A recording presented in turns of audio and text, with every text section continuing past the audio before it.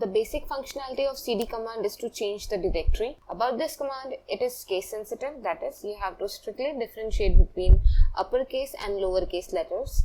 2 dots represent the parent directory, 1 dot represents the current directory. Let's take an example. If I write cd ...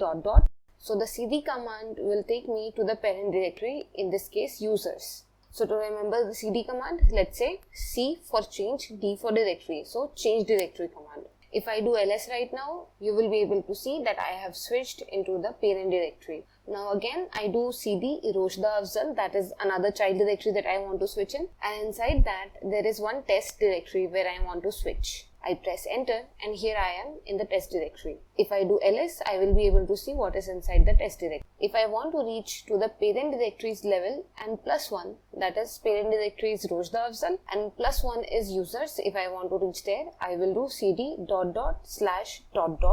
It will again take me to users directory. That is 2 steps above the current directory. So this is all about basics of cd command. Thanks for watching.